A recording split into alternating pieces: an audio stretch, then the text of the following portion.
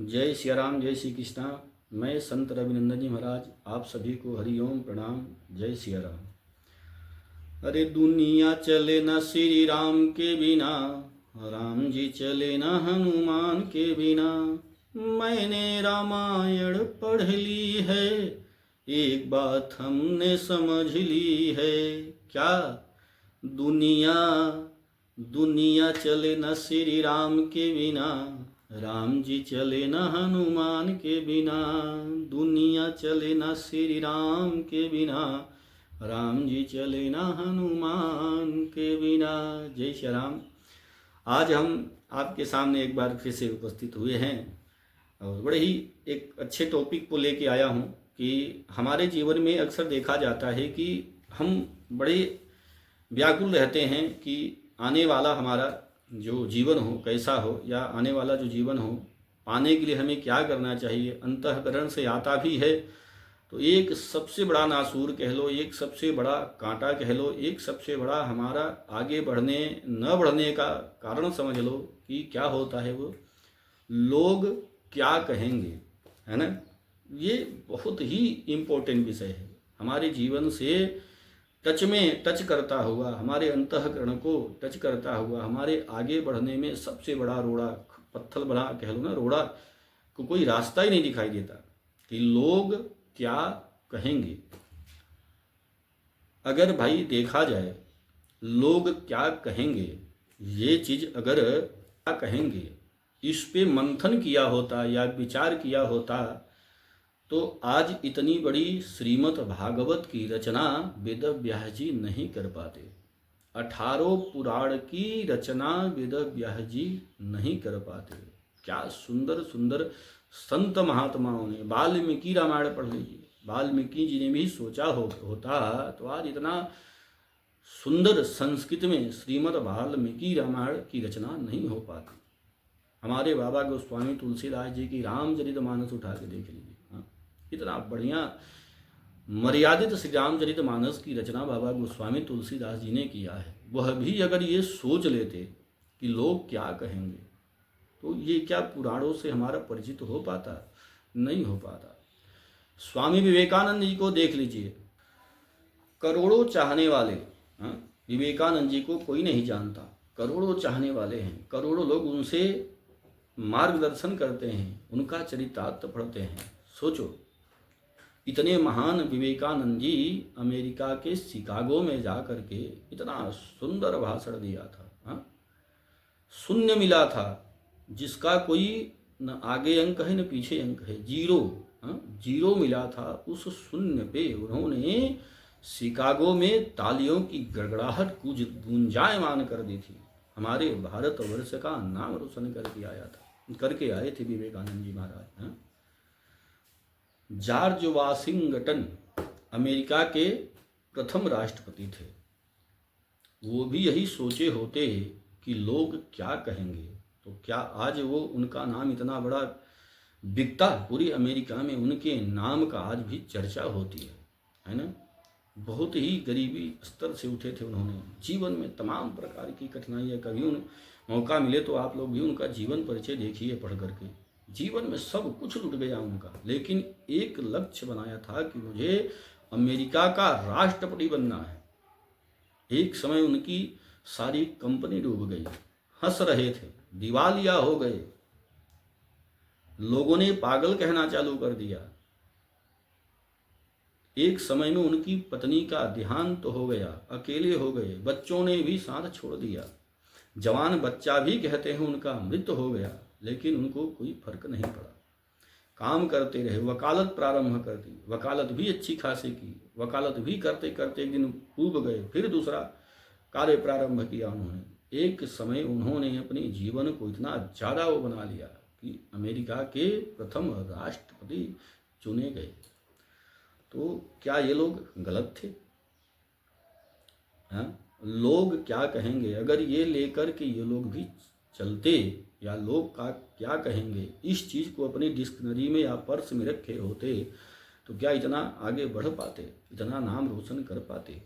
आप मिसाइल के ही वो रचयिता या मिसाइल बनाने वाले श्री क्या कहते हैं उनको, APJ अब्दुल कलाम को ही देख लीजिए, बड़े सरल स्वभाव के थे अब्दुल साहब हैं, अब्दुल कलाम साहब, बड़ा ही नाम उनका भी हमारे भारत के राष्ट्रपति, पूर्व राष्ट्रपति रह चुके हैं, उनका भी आप लोग सब नाम जानते होंगे, देखते होंगे। क्या सच्चे मुसलमान थे वो, हाँ? ऐसे व्यक्ति को नमन करने को मन तो करता ही है ना। मिसाइल बना दी ना उन्होंने भारत के नाम से, और कितना ऑफर आया विदेशों से, हमारे भारत को छोड़कर गए नहीं। हाँ, विदेशों में ज्ञान देकर आ गए कि देखो भारत की पावर को देखो, पहचानो। वो भी यदि यह सोच लेते कि लोग क्या कहेंगे।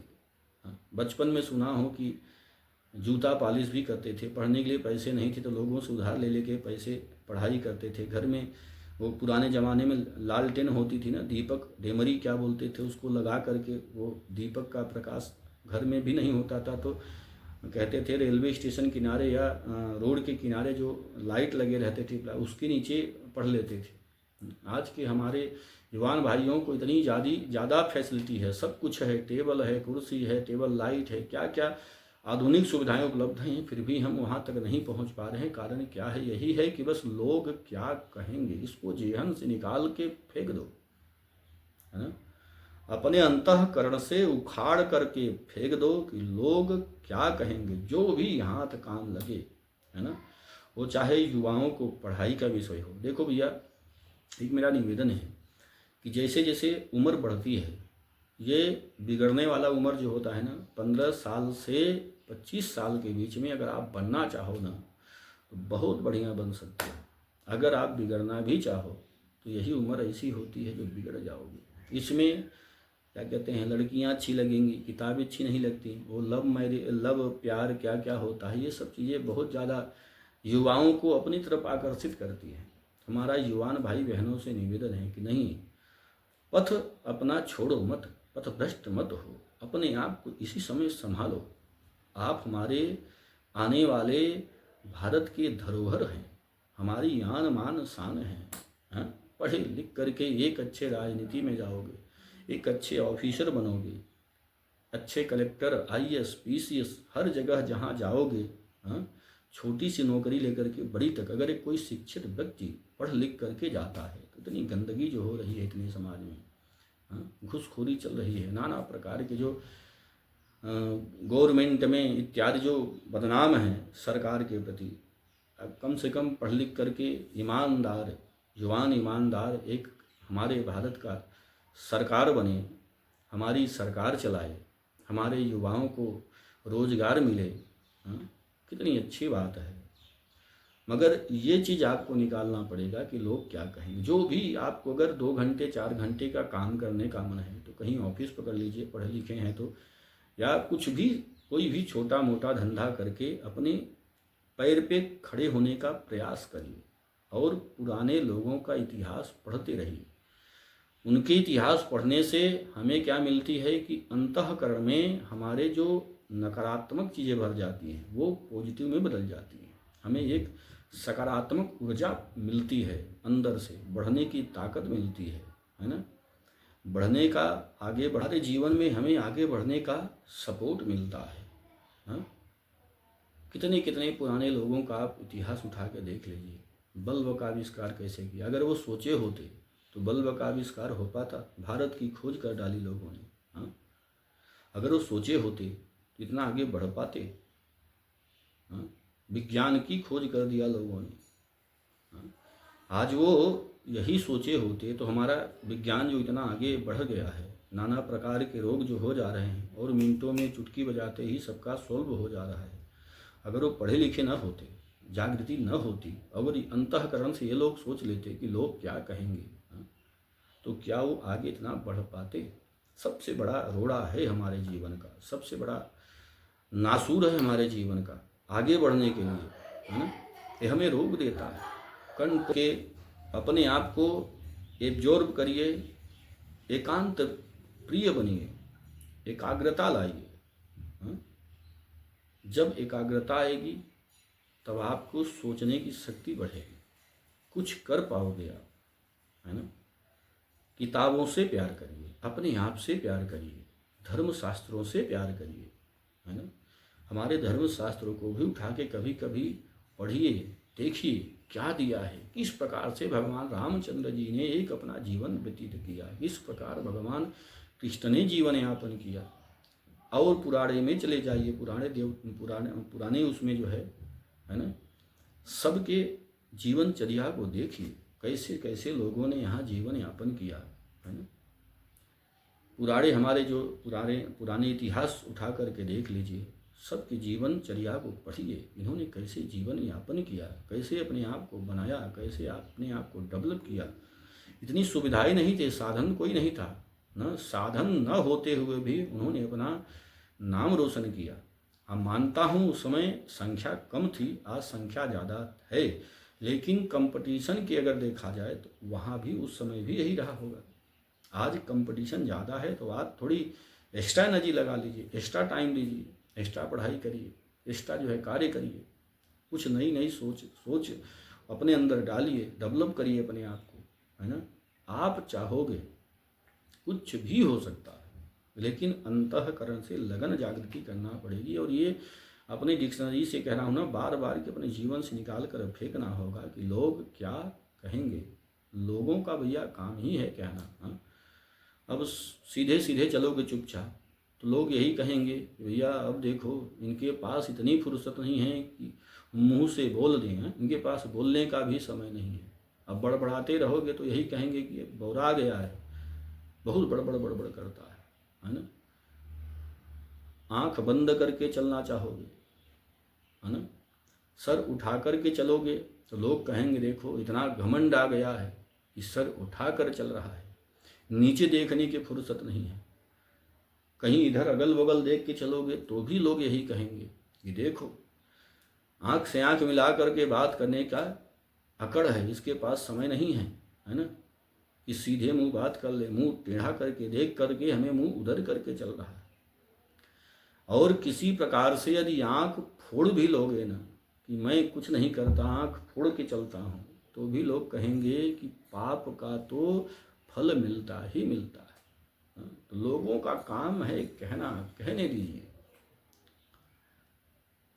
जितना सोचोगे सोचते ही रह जाओगे। इन सब प्रपंचों से दूर हटके, दुनिया के प्रपंचों से दूर हट करके अपने आप को बनाने में समय दो, अपने आप को डेवलप करने में समय दीजिए। जिस फील्ड में हो उस फील्ड में मेहनत करिए।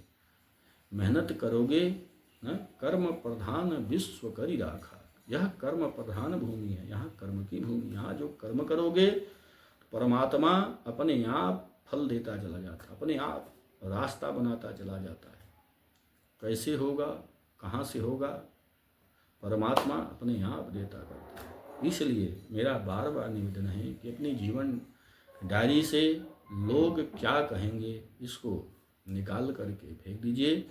आज और अभी से दृढ़ संकल्प लीजिए कि मुझे कुछ करना है, कुछ बनना है ना, हमारे लिए और हमारे आने वाले युवान भाई बहनों के लिए एक मार्गदर्शन देना है। एक कुछ करके अपने आप को डेवलप करके उनको सीख दे के जाना है कि देखिए ऐसे चलिए, इस पाथ से चलिए, ऐसे करना। और कोशिश यही करिए कि जो युवान भाई बहन हैं न भी सुने तो भी उनको 2 मिनट, 4 मिनट, 10 मिनट जो भी मिले, उनको एक सकारात्मक ऊर्जा देने का प्रयास किया जाए। तो हो सकता है कि उनके अंदर जो नकारात्मक ऊर्जा भरी है, हमारे आपके प्रेरणा स्रोत बातों से उनके अंदर कोई जागृति आ जाए, है ना। तो आने वाला हमारा एक बार फिर से जो हिंदुस्तान राष्ट्र है, भारत हमारा राष्ट्र है, तो एक बार फिर से सोने की चिड़िया बने, यही उम्मीद करता हूँ। विश्व गुरु रहा है हमारा भारतवर्ष और विश्व गुरु के ही दर्जे पर प्रधानता अपनी बनाए रखे, अपना विजय पताका फहराता रहे, है ना। यही निवेदन है आपसे कि लोग क्या कहेंगे इसको अपने डायरी से निकाल करके फेंक दीजिए और आगे बढ़िए, कुछ करना है, ठीक है। जय सिया राम, जय श्री कृष्ण।